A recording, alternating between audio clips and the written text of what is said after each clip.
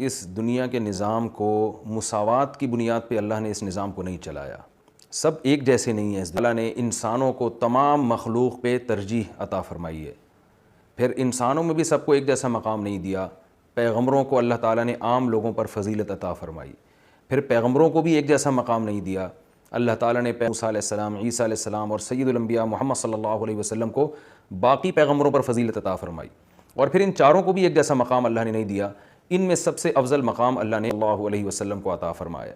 تو جیسے اللہ تعالیٰ کی عادت ہے کہ انسانوں میں اللہ نے فرق رکھا، مخلوق میں فرق رکھا، تو اللہ تعالیٰ نے اسی طرح اس زمین میں سارے خطے ایک جیسے نہیں ہیں. مسجد کو اللہ نے عام جگہوں پر فضیلت دی. پھر مسجدوں میں مسجد اقصیٰ مسجد کو اللہ نے باقی مسجدوں پر فضیلت دی.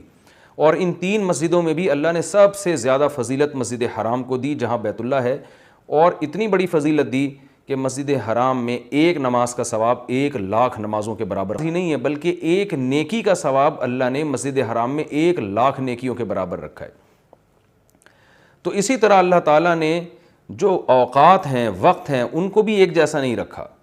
اللہ تعالیٰ نے ہفتے کے دنوں میں جمعے کے دن کو ان بقیہ 6 دنوں پر اللہ نے فضیلت عطا فرمائی ہے. میں تمام مہینوں پر رمضان المبارک کو فضیلت عطا فرمائی ہے. آپ رمضان میں جب کوئی نیکی کرتے ہیں تو پورے سال کی نیکی ایک طرف اور رمضان کی نیکی ایک طرف، کئی گنا اجر اس کا بڑھ جاتا ہے. تو اسی طرح سے اللہ رب العزت نے پورے رمضان کو بھی ایک جیسا نہیں رکھا، بلکہ 2 عشروں پہ اللہ نے فضیلت دی ہے کہ رمضان کے آخری عشرے میں عبادت کا ثواب بقیہ 2 عشروں سے زیادہ ہے.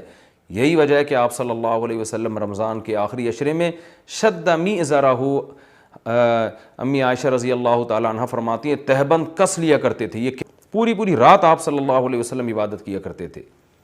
اور کمال کی بات یہ ہے کہ رمضان کے آخری عشرے کی جو 10 راتیں ہیں یا 9 راتیں ہیں، ان میں بھی پھر اللہ نے 9 کو برابر نہیں قرار دیا، بلکہ ان میں ایک رات ایسی اللہ